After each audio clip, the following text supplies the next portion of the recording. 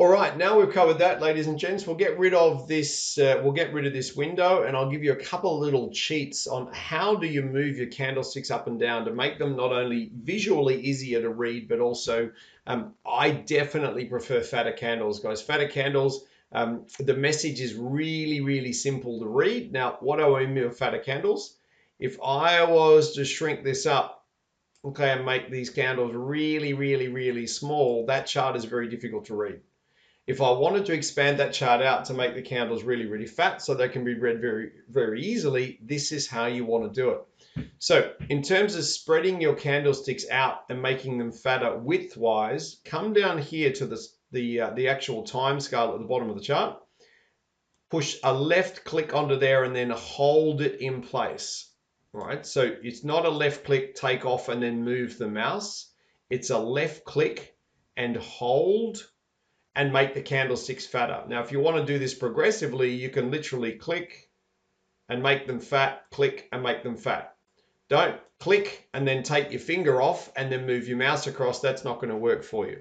Likewise, if we want to adjust the vertical axis of the chart to make our candles taller, it's very, very simple to do. Now, if I left click on the chart, just for the purpose of moving the candles across, I can left click on the chart and I can move the candlesticks away from the edge of the chart, right? Just to make this a really, really simple example to follow. As you'll note that I'm moving the entire chart up and down, or I've got an opportunity to do this, which is obviously lengthen and squash the candles accordingly. Now, how am I doing that?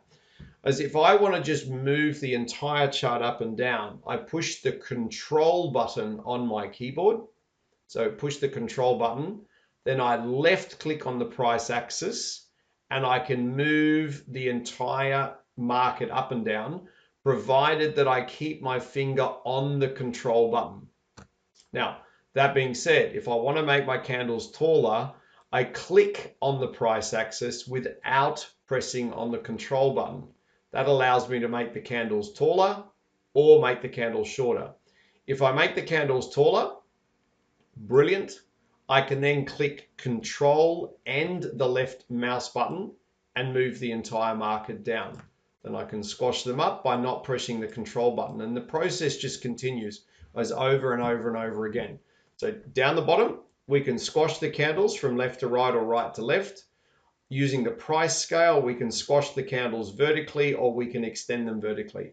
If I want to move the entire market up or down, guys, push the control button, then the left mouse button inside the price scale, and you can move it up and down accordingly.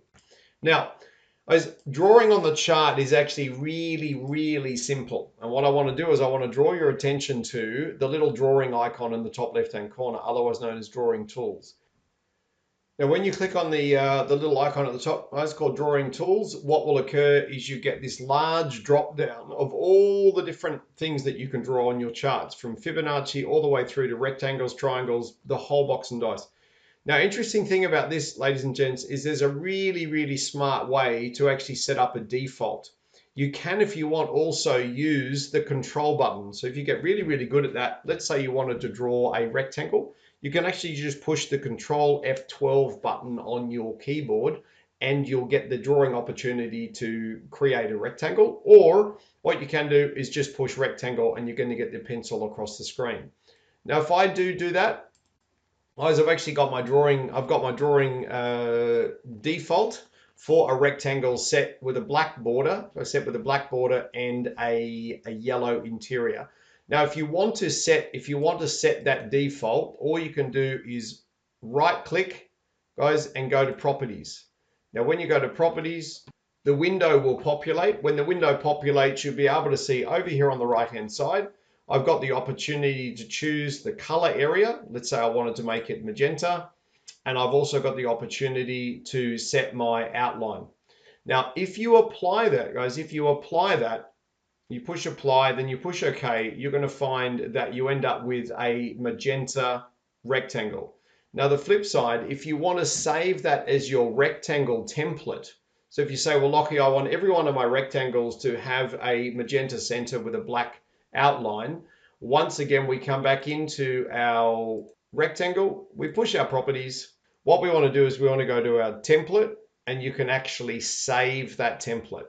So if you want to save that, you could save that if you wanted to as Dave's favorite pink square. We're picking on Dave, of course, today. What I would strongly recommend is you actually come through here and you save it as a default. Now, naturally, I'm not going to save a pink rectangle as a default because my default is yellow, and I do recommend yellow because it contrasts very, very well against the background charts. But if you did want to save that as your default, right, you come down here and push the Save as Default button. The reason you would do that, okay, is every time you draw a square, okay, now understanding my default is yellow, every time I draw a square, I'm going to get the perfect color, just like that. So once you've saved these defaults, guys, like your arrow default, your rectangle, your Fibonacci default, and similar things, which we are going to get into in later videos, once you've saved all of those defaults, NinjaTrader actually becomes very, very easy to use. Now, if you do want to delete drawing objects, guys, off your charts, and you can simply just left click on that and push the delete button on your keyboard. Okay, you can left click on this one, and you can also delete that. If you want to delete every drawing object that is on this NASDAQ chart, what you can do is right click, go all the way down to drawing tools, okay, and then come all the way down to the bottom and remove all of the drawing objects on your chart.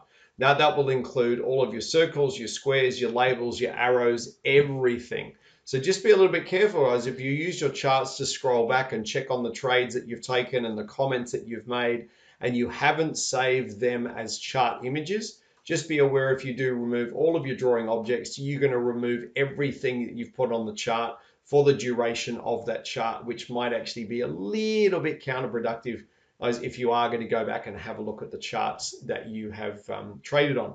What we are going to do now is move on to Fibonacci. We're going to move on to how to set the correct Fibonacci numbers. And naturally, we're going to go through the process of also setting a Fibonacci default. So when you do load your Fibonacci retracements or your Fibonacci extensions, they are exactly as intends. So guys, without any further delay, let's move on to the next video and we'll start talking about Fibonacci.